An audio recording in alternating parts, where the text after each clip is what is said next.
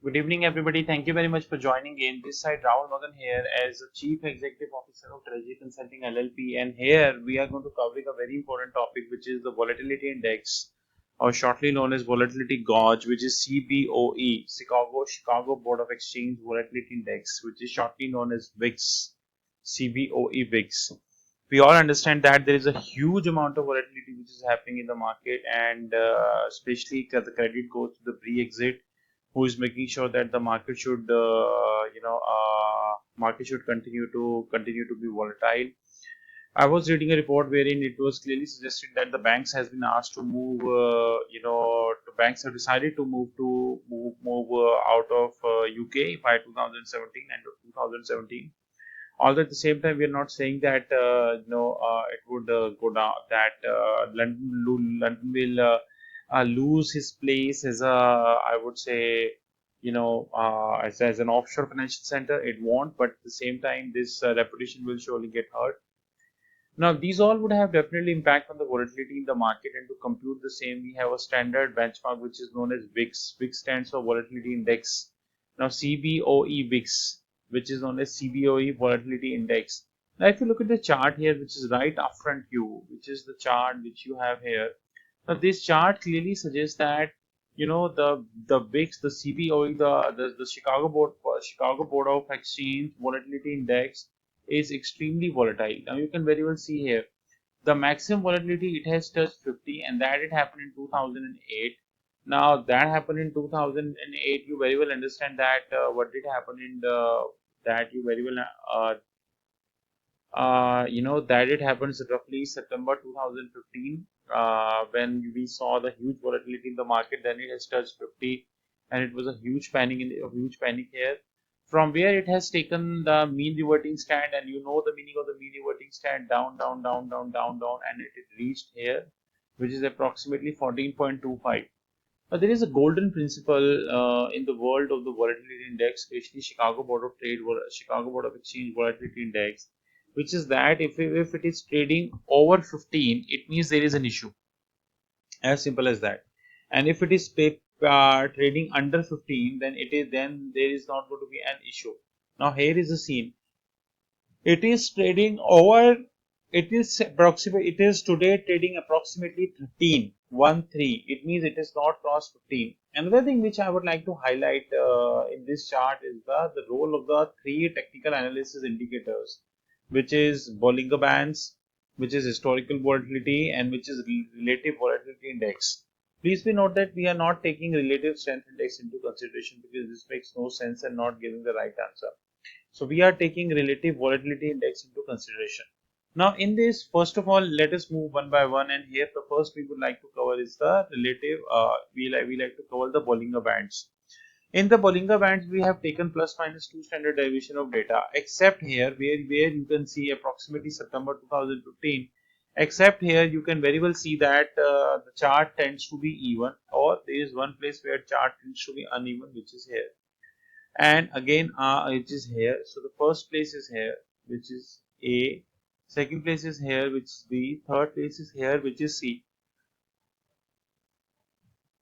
Another thing which you would like to tell, that the charting pattern like head and shoulders. Now head, shoulder one, shoulder two. Lot of head and shoulders. Now this is a group triangle. If you can this is the group this. Now the one line you can keep here, one line you can keep here, and this triangle you can maintain. This is also a void place here, and currently sitting today, Chicago Board of Trade is trading approximately $14, which is a big amount. With approximately 14, which is a big amount, which is closer to a danger number, because danger number in Chicago Board of in VIX is assumed at 15. Now we compare this with one of the indexes known as relative volatility index. So what is the difference between relative volatility index and the relative strength index? The relative strength index calculates an absolute value.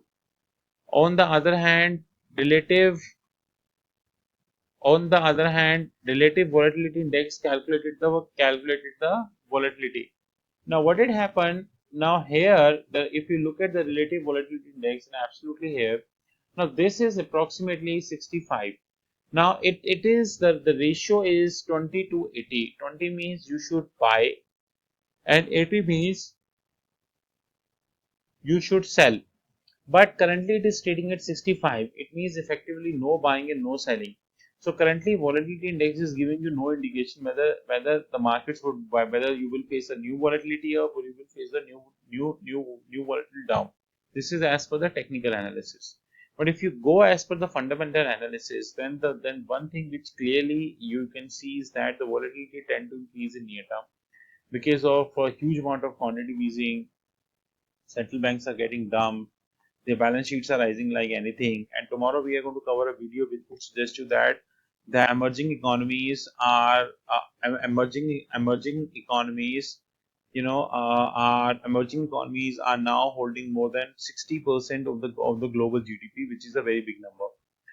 Right. So in that sense, in that sense, if you go by the technical analysis, Chicago Board of Trade is not going, so-called VIX is neither a buy neither a sell. But if you go as per the fundamentals that how market is moving, how things are moving, and so on and so forth, I think that it is a right strategy to buy because the volatility would go up over the period of the time, especially when US elections are coming.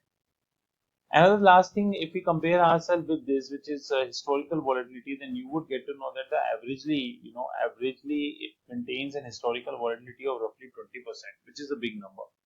20% is a very very big number historical volatility, and we are taking the rolling of 10 weeks because it's 10 days. This is a days chart. What we do now, we would like to compare this days chart into month chart. Then we wanted to show you. Now, if you compare this with the month chart, which is right upfront here in front of you, then you would get to know that now this is a month-wise chart from 1991 to 2016, approximately 26 years of data. Then you would get to know that volatility index tend to be higher when in 2008 when it touched 50. Now see here it is approximately 2008, and here the volatility index was 50, because you know what did happen in 2008. There is not to mention that. In fact, it is much greater than 50 here. After that, it has fallen. So maximum it achieved with 45 during 2000 and 2012, and you very well understand that 2012 world economy were facing the structural issues henceforth. Now, here again, the point of concern is that here again it is facing the highest of 52, which is August 2016. August 2015, we know that lot of issues were happening.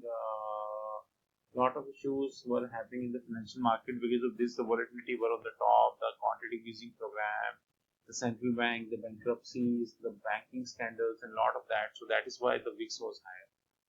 Now, if you look at this chart, currently it is trading approximately 14.37 on which it is where here VIX is trading, and it is moving toward 15. And as per the standard theory which is available in the market, a VIX of 15 is not good, right? So sitting today, we tend to believe that you should not sell and you should not buy. My personal opinion that you can buy VIX, or you can pay and you can buy a set of portfolio based upon VIX when I think it is trading approximately 8 or 9, or you can sell when it is trading at approximately, I would say 21, 22, or 23 also. But at the same time, Chinese economy is facing hard landing. There is a lot of talks about the Brexit, who is facing the hard landing. A lot of things to be considered for that and that way. With this, the only purpose is to let traders know that you should be very much careful about what is happening exactly across the globe. So we would like to thank you very much for your time, and hope this video serves you. Over the period, we will bring you a lot of videos about Chicago Board of Trade and all, and we love to cover VIX with another currency, which is dollar. And let us see if we have capabilities. Let us compare this with USD dollar. Let us compare this. Let us compare this with dollar or let us compare this with DXY, which is a dollar index.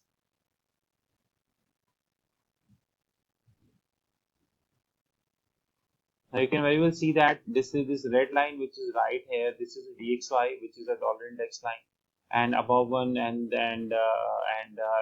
rest is the chart.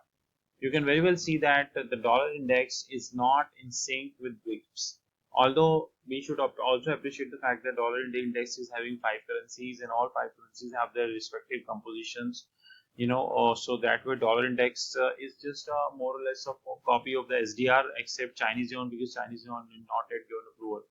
So if you look at the dollar index, you will get to know it is maintaining it is maintaining a steady pace. This is what which is what the volatility of the dollar index. The dollar index volatility is maintaining a standard pace. On the other hand, the VIX is a very mean inverting chart. Henceforth, it clearly suggests that VIX. I'm not saying that this is the right fact to say, but I think that what is seen from this analysis is that because the DXY and the VIX is not, because VIX covers the volatility impact of lot of other currencies, commodity markets. On the other hand, dollar index is predominantly about dollar, because roughly 40% belongs to the dollar. So this was the purpose of this video, is to let you know that exactly how you can compare this, which is CP, or how you can compare VIX with dollar. Just to wind up, we can show you one more comparison. You just need to we can show you one more comparison if you want. Let us compare this with GBP.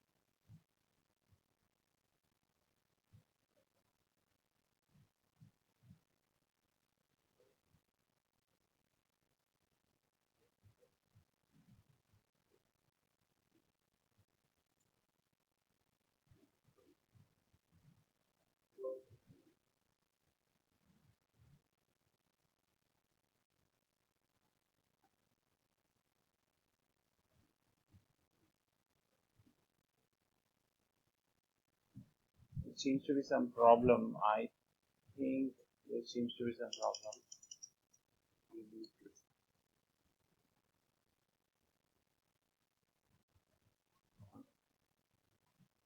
Just 1 minute. I think it seems to be some problem here. That let us compare this with GBP dollar. There we go. Now there would be another line here, and now what I do, I will delete DXY deliberately, because else it would be a confusing chart, and I will only take GBP dollar. Now you can very well see it. More or less, this is more or less the DXY and the GBP to dollar is going almost same. Henceforth, we can very well assume that the VIX and these currencies are not in tandem, right, with respect to I would say with respect to the valuation of the VIX. So this was the purpose of the video. We thank you very much, and you know our contacts. You can most welcome to visit our website www.strategyconsulting.in in that regards, and we help to serve you better. So thank you very much, and have a great day.